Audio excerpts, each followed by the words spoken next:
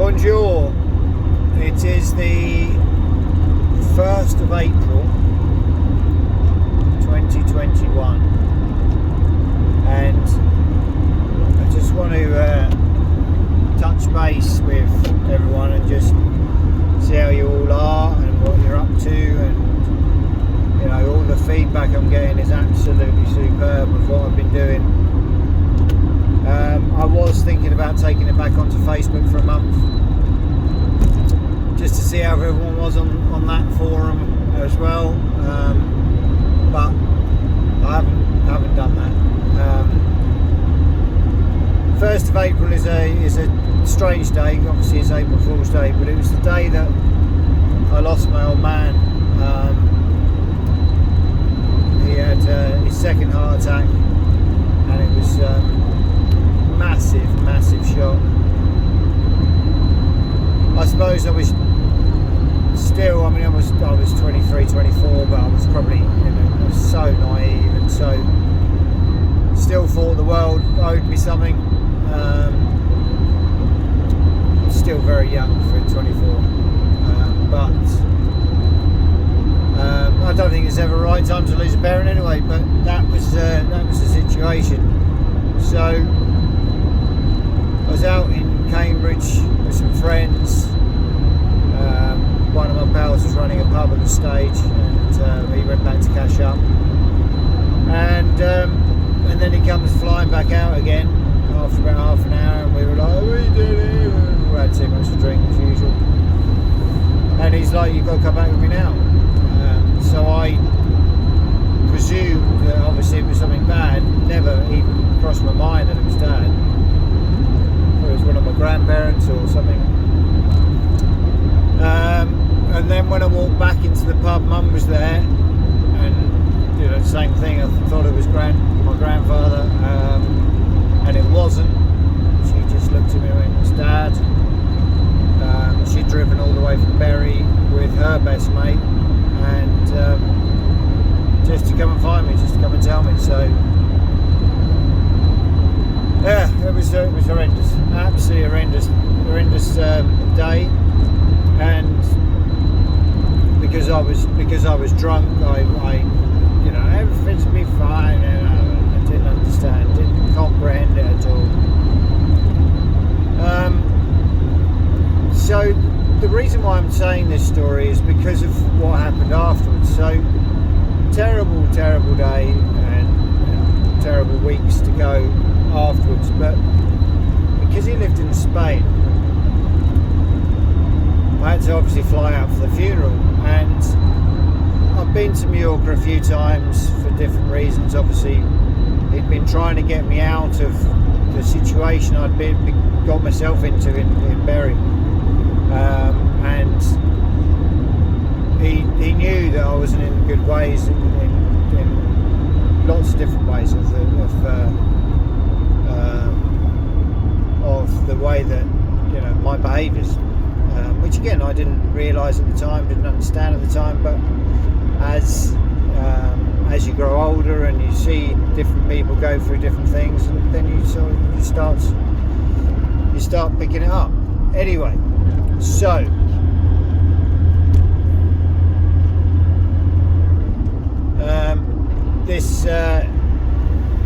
this situation was, I had to fly over. There was lots of family there. Saw people that I hadn't seen for a long time anyway, let alone what was going on there.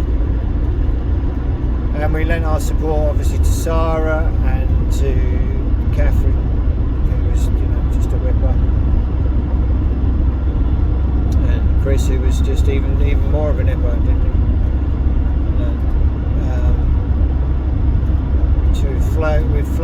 I've flown out there, got to there, and then what they had was an open coffin, so you can go and pay your respects, which was probably one of the hardest things I've had to do in my life. And I've never obviously seen anybody who was dead before. I've never been to anything like that before. Some people think that it's closure and things that this, that and the other. I can't speak for anyone else. I can only go with my own personal experience. And this is the reason why I'm going through what I'm saying to you. So we meet up, and I can't even remember how it all went pitched together, but we all met up and we all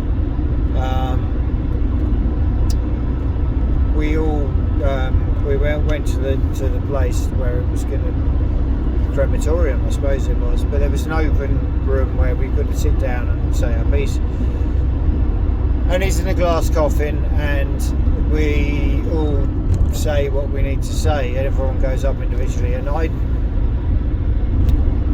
I'm shitting, sorry, I don't normally swear on this, but I'm absolutely shitting bricks. I can't face my own father to say goodbye, and I need to, I need to be able to do that, to grow a pair and to say, look, this is what I've done wrong, I'm so sorry, blah, blah, blah. And it's not like he's going to be able to speak back to me, but it's just something that I need to do. So it takes me probably a good half an hour to go and speak to him.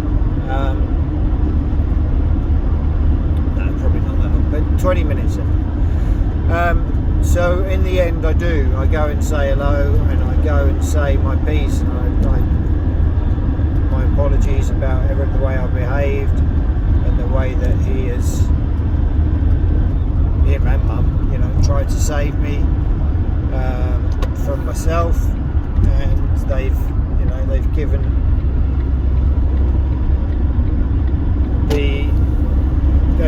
me everything that I could ever hope for, and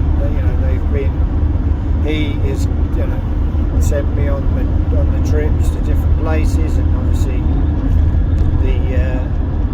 the way that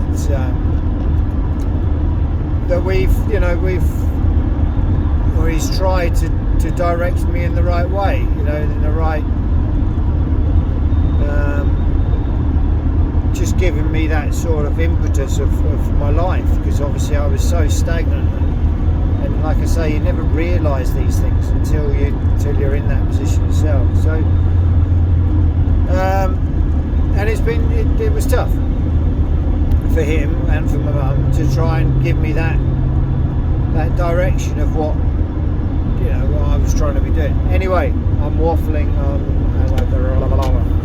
So the situation is that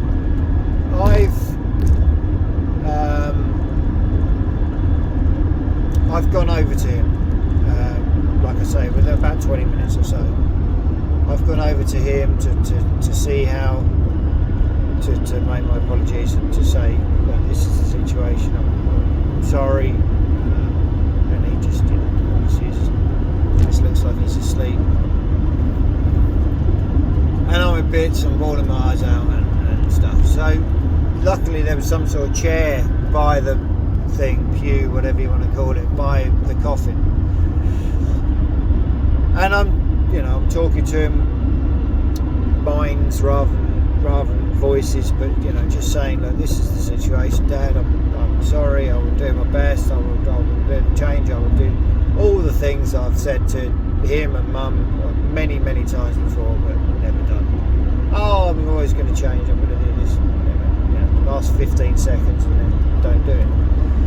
Anyway, so to cut the long story short, after saying my piece to him, and bearing in mind this is 2.5 weeks later,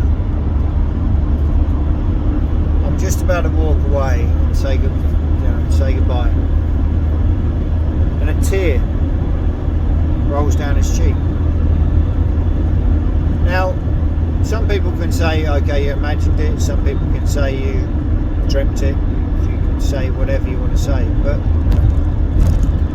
to me, body fluids and all the things that, to me, that was my sign. My old man knew I was there.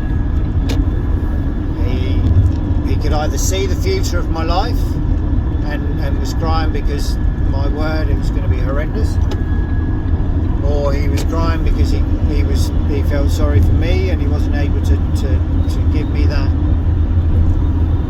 support anymore in a physical sense.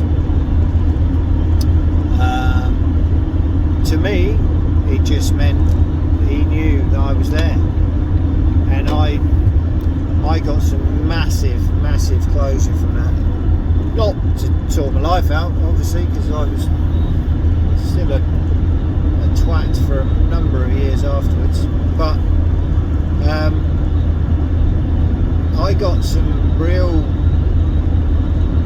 forgiveness. I felt a massive forgiveness by him on that moment, in that moment, and I don't know. As I say, I could have dreamt it. It could have been just something that was. It was there. It was not. I don't know. But it happened, and the reason I know it happened is because of the next day. And that night we all went out.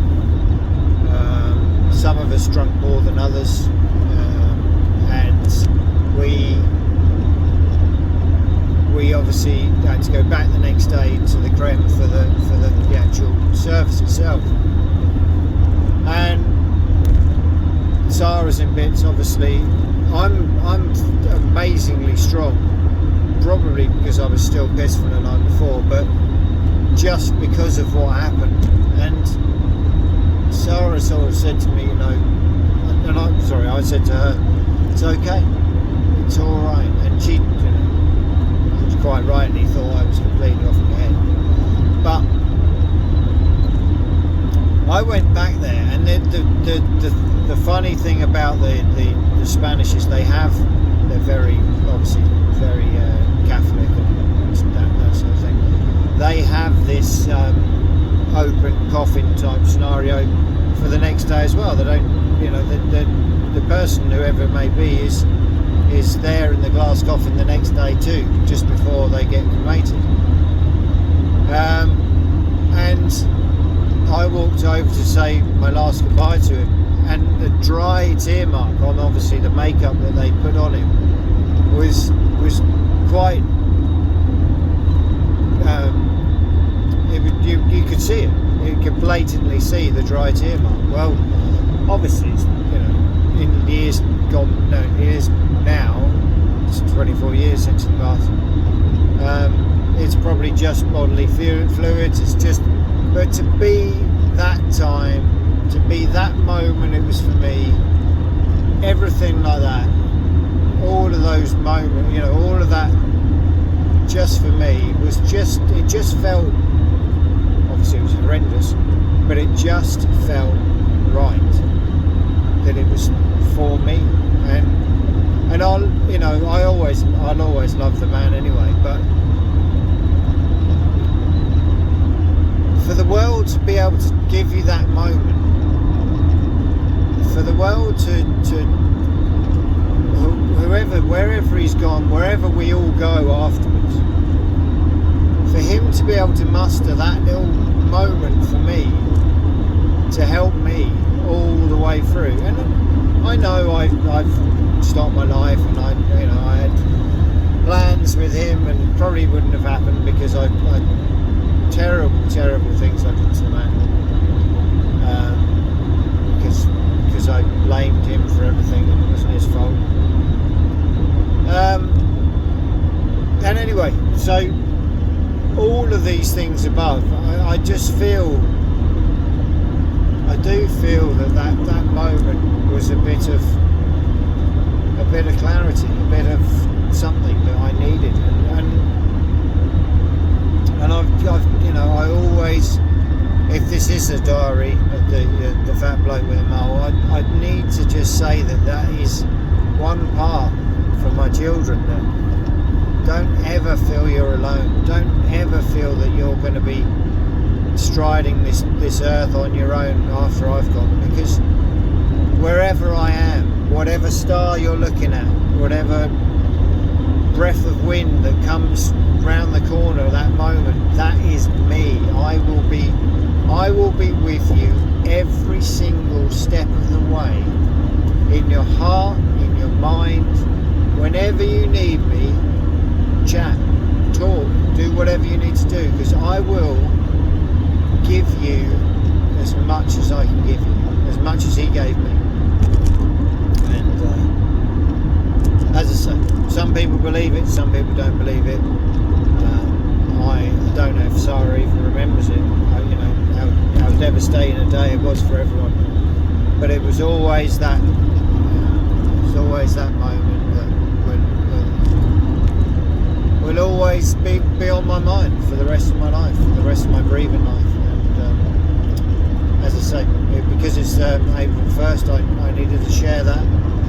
And next year we will be going big, because we've tried to do a golf tournament every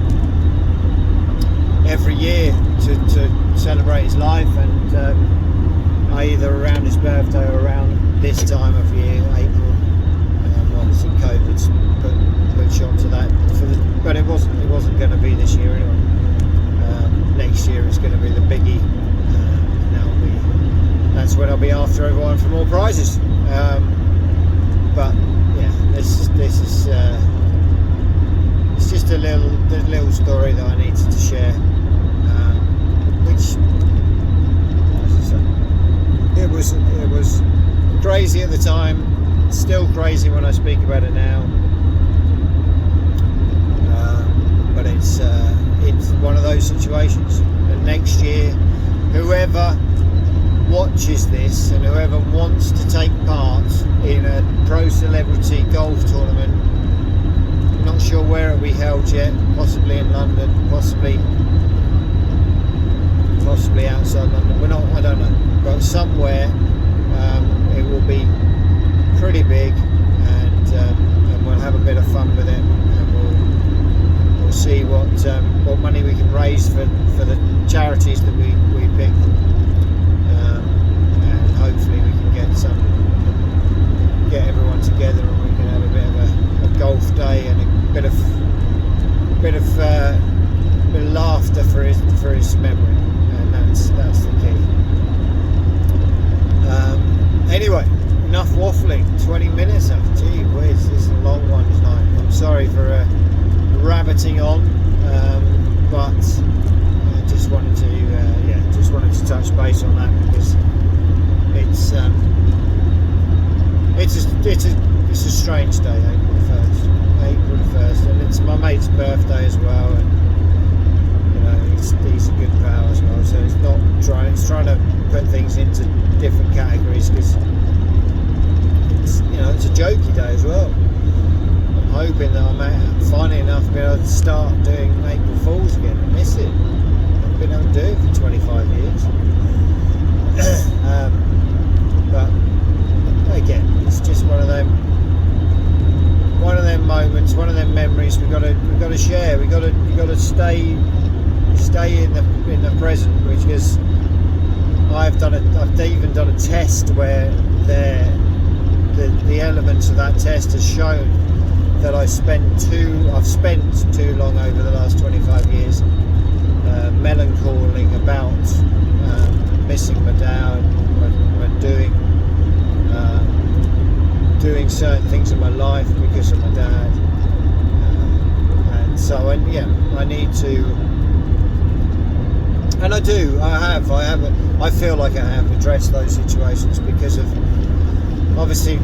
my children, and the wife was even saying it earlier on. We're actually getting to the stage where we're feeling like our house is our home now.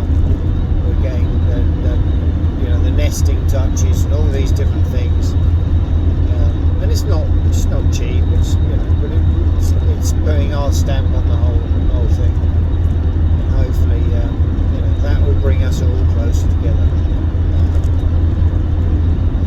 Anyway, I'll wrap this up, because it's, as I say, 20 minutes of time. I don't like going over 5 minutes, let alone 20, not unless it's with my daughter, because me and her do have the little question time. You take care, be strong, and please look after each other, because you don't know when it's going to end.